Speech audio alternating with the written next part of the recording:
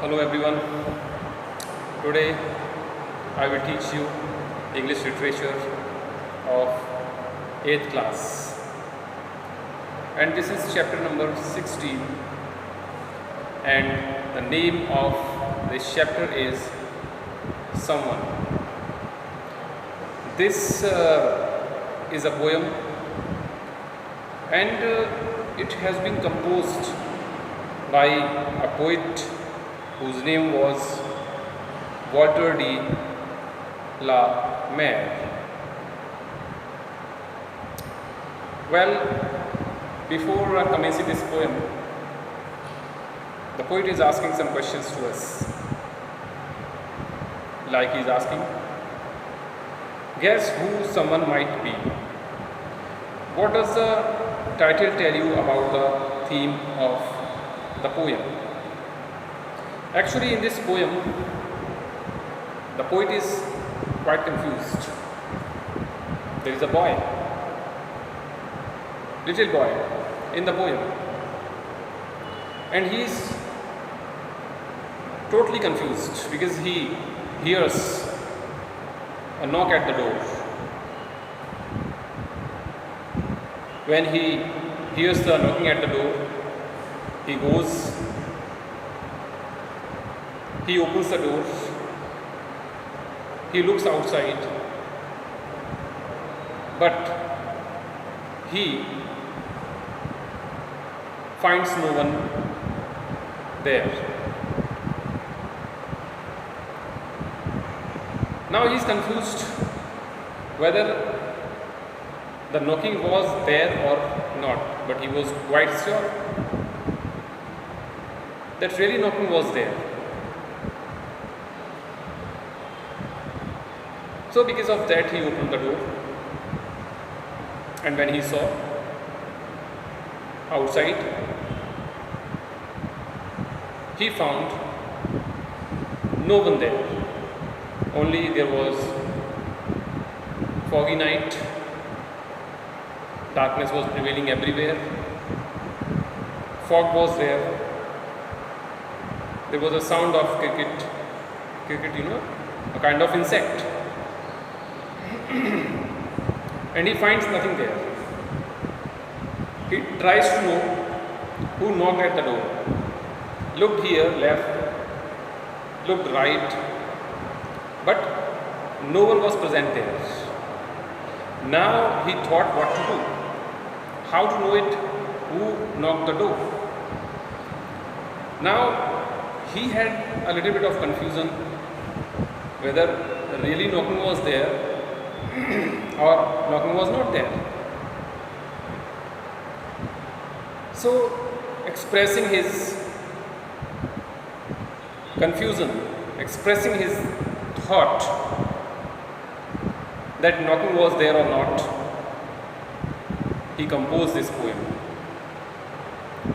and expressed his doubt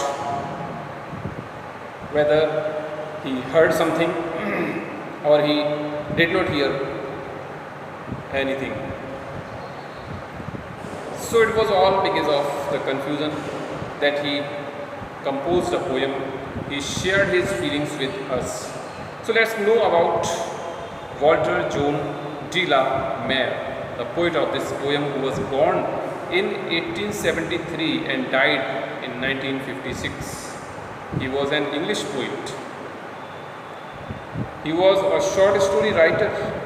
He was a novelist, probably best remembered for his works for children and the poem The Listeners. He wrote the poem The Listeners. He is known for his poetry. His poetry, The Listeners, is very famous, and this poem he has also written for children. Most of his works are based on the feeling of children. He has expressed the feeling of children in most of his poems.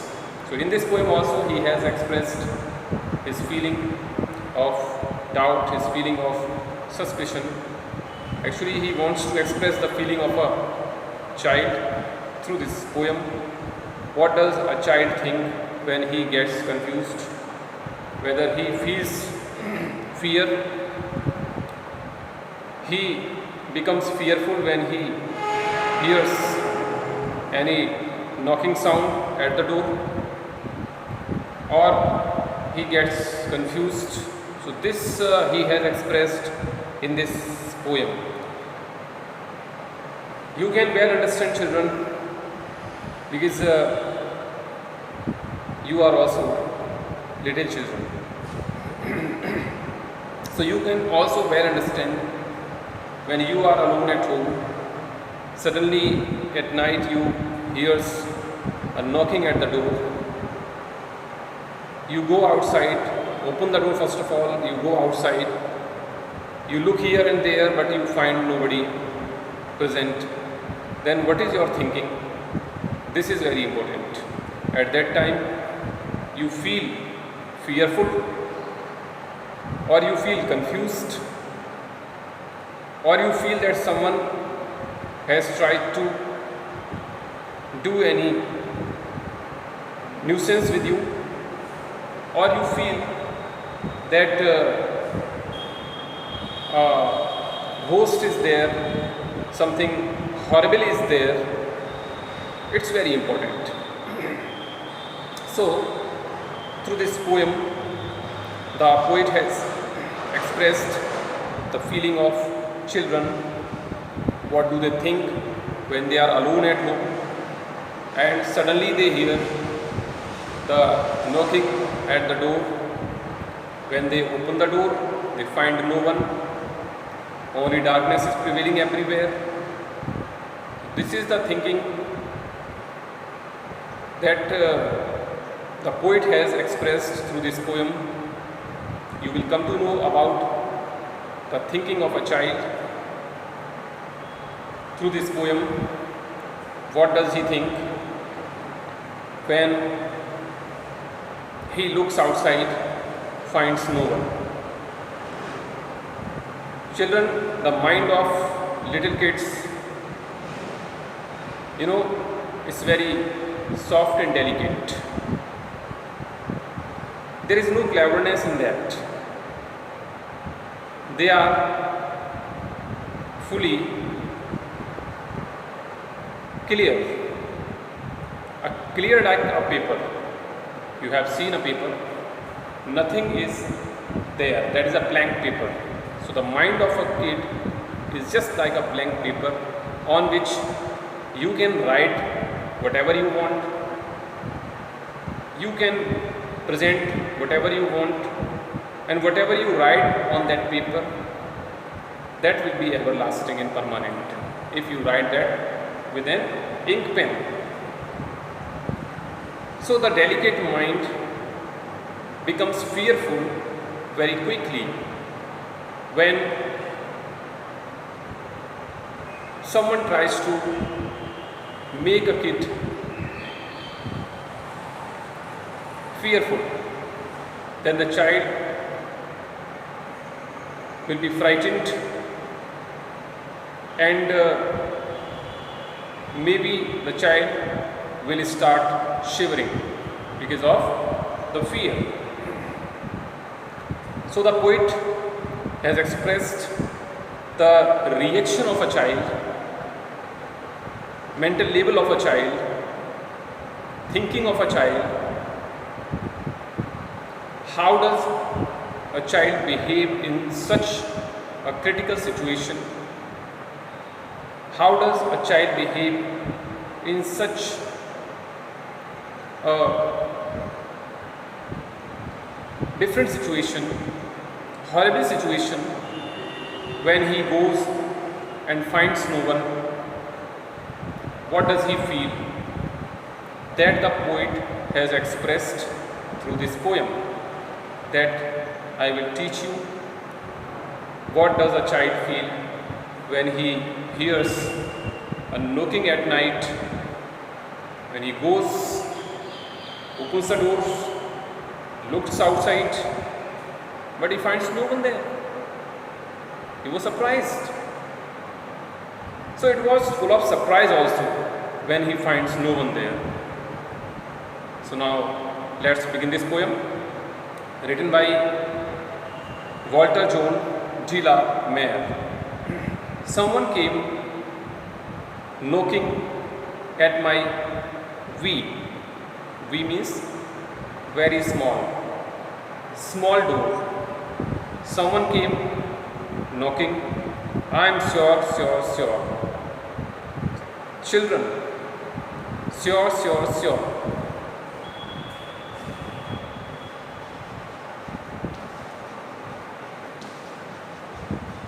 First of all, this chapter is chapter 16,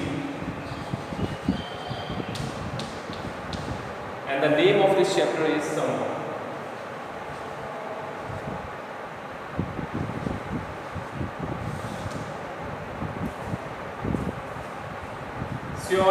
Sure. The repetition of the same word 3 times in a line. This figure of speech is called repetition.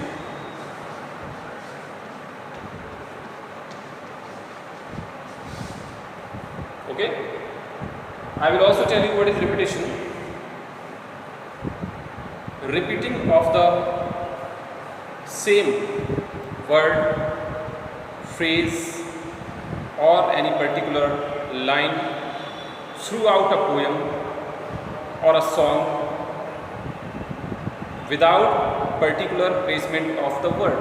Means there is no certain placement of that word that it will be kept in the beginning or it will be kept in the end. Anywhere, this repetition may be anywhere in the paragraph, in the line or in the poem, in a song.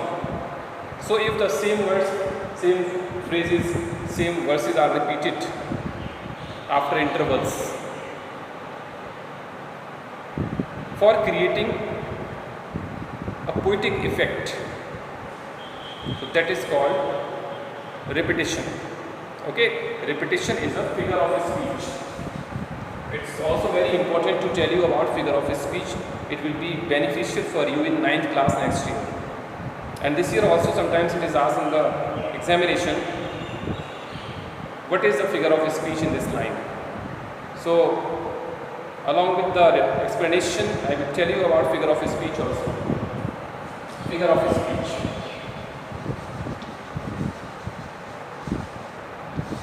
So in this line, I am sure is repetition.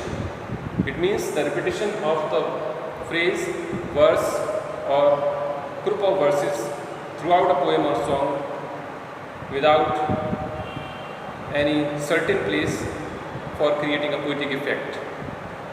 Okay, for creating emphasis, force, for creating a force. It is repeated for creating a force. Okay, it is called repetition. Okay, you can see the repetition of the same word, sure. So this is a figure of speech. Figure of speech, repetition. Okay, that's clear, I think. So now let's begin. The poet says, someone came knocking at my V, a small door. V, the meaning of this word they have given in the vocabulary.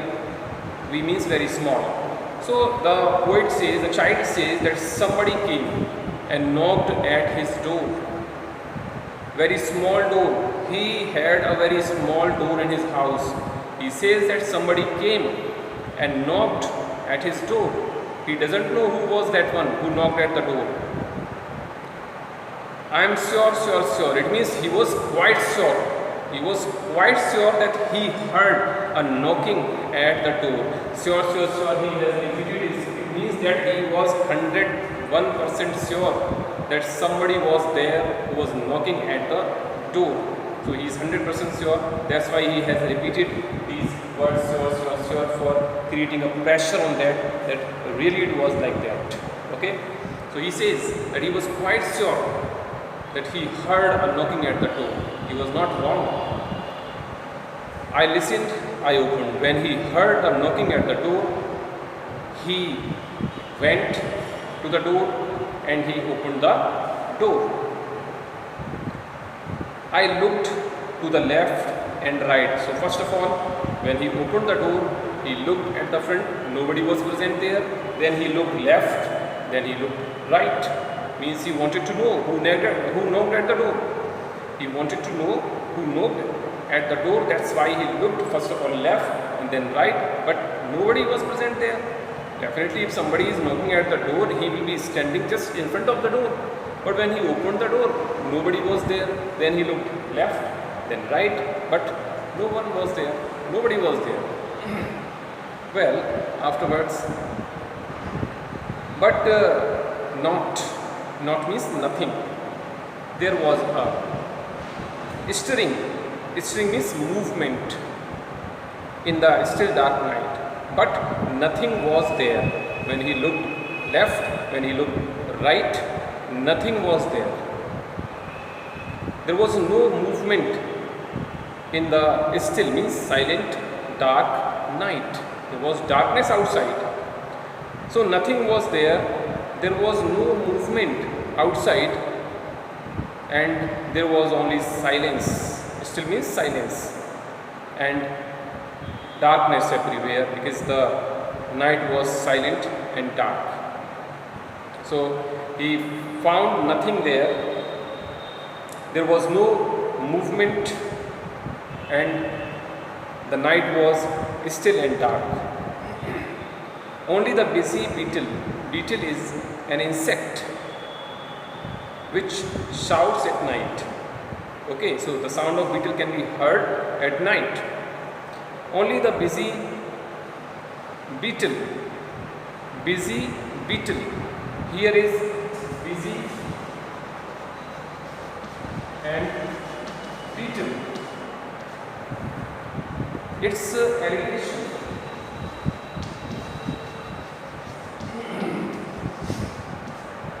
This is a figure of speech. Alliteration, repetition of the similar consonant sounds. Repetition of the similar consonant sound in the beginning of a word. This is called alliteration. You can see it is busy beetle. B and B. Busy beetle. Similar sound, similar consonant sound. Okay. So this is called alliteration. So the poet has used a figure of speech. I am telling you these poetic terms. Okay, these are also called poetic terms. The poet has used poetic terms, alliteration in this. In this it was repetition, sure. Repetition of the same word and repetition of the letter, consonant. Okay, sound. It is related to the sound. Busy beetle. Yes, he found only the busy beetle. Means the sound of the beetle insect was coming. Nobody was present there. There was no movement in the silent dark night. But he heard only the sound of the beetle insect. Well, tapping in the wall. And that beetle was digging. Tapping. Again, he has used tap and then tapping. Again, this is alliteration. Again, this is alliteration. Okay, tapping, similar consonant sound. Repetition of the similar consonant sound. So it is again alliteration the poet has used. So he says that beetle was there. Beetle was there doing his work and shouting, creating a noise. Okay, beetle was busy in his work. The beetle was tapping, means digging in the wall. Only from the forest the screech house called, and from the forest also there was forest outside his house. So he says that from the forest the screech sound of an owl was coming. The screech sound of an owl was coming. Only the cricket whistling, and the whistling sound of cricket. Cricket is also an insect. Beetle is insect which is found in cow dung. In the same way, cricket is also an insect.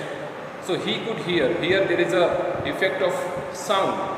Here there is an effect of sound, and this figure of speech is called onomatopoeia. Sound denotes onomatopoeia. When sound suggests its meaning, then that figure of speech is called onomatopoeia. When sound suggests its meaning, then it is called onomatopoeia. Like you can see, owls call sound. He did not see owl, but he heard the sound of the owl and came to know that owl is calling there, and he has used for that word screech. Screech sound of the owl. And he has also presented here that cricket is whistling, the whistling sound of cricket.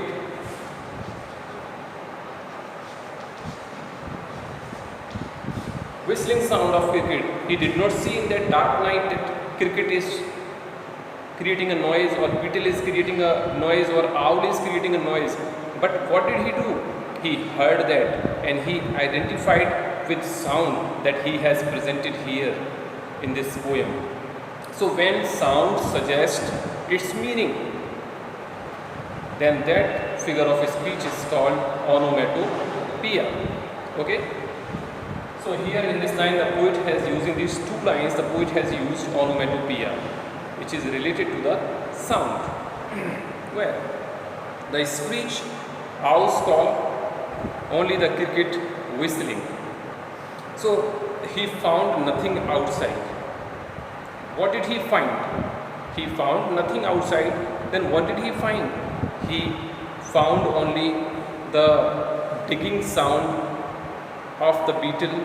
The beetle was digging inside the wall. So that screeching sound he heard, tapping sound he heard, digging sound he heard, and the sound from the forest. There was a sound which was coming from the forest, and there was a sound of an owl. The owl was screeching. Okay, and afterwards he heard the whistling sound of cricket. Afterwards he heard the whistling sound of cricket. Cricket was also shouting, creating a whistling noise. So he heard that. In the next line he says, while the dewdrops fall. Dew means fall.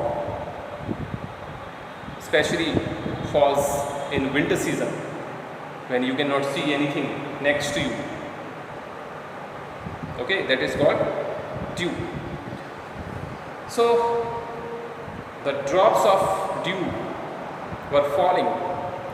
Now in this line, what has the poet used? The poet has used one more figure of speech, which is called imagery. Imagery. Now what is imagery?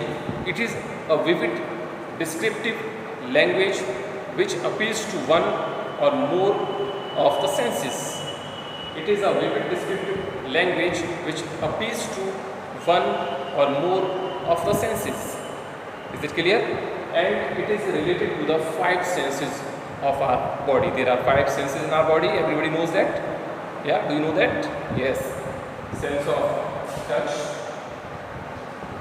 sense of taste, sense of smell, sense of hearing, and sense of sight. So in this line the poet has used figure of speech, imagery. Sense of touch, sense of taste, sense of smell, sense of hearing, sense of sight. There are five senses in our body. So the poet has used one of them, and that is sense of sight. Why? Because he is watching outside he saw that the fog is falling, dew is falling. How did he come to know about dew? That the dew is falling when he saw that, when he sighted that. So it is sense of sight, sense of touch. When you touch something and you come to know it is rough or smooth, then you describe it. She rubs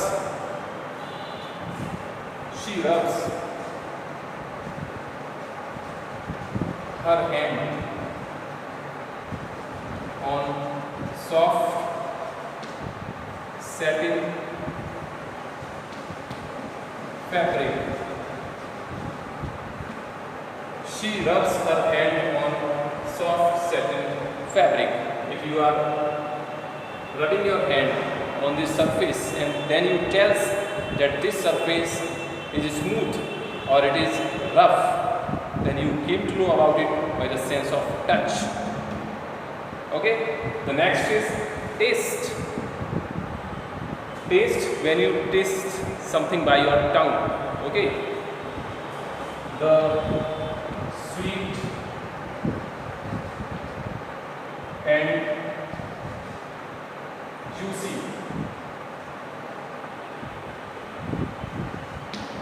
oranges,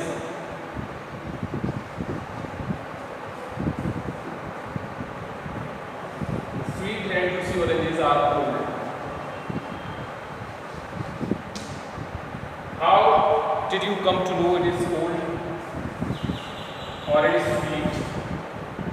By your taste. You came to know by your taste it is sweet, it is juicy. Okay, so it is sense of taste, sense of smell. I inhale the aroma of prepared coffee. Somebody was preparing coffee.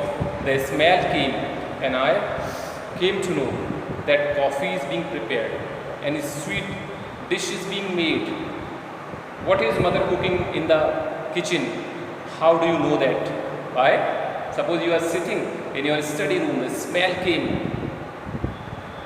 Okay, special dish is being prepared. Smell came and you identified, oh, today dosa is being prepared. That I will take later after study. Okay, or something else is being made, then you will come to know, oh, I see, this is being made. I will see to it later after study. Okay, so you come to know about it by your sense of smell, means nose. Next is hearing.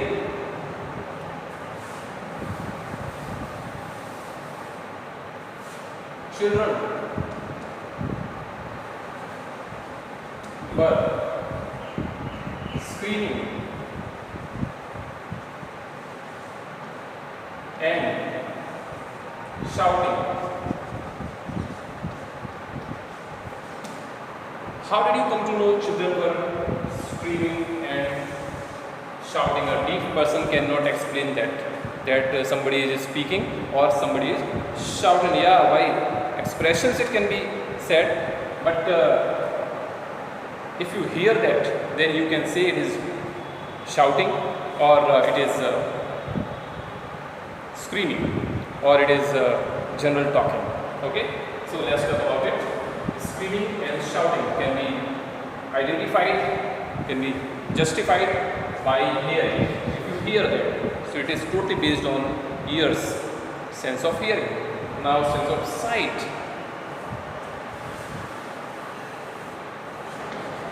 There was dim and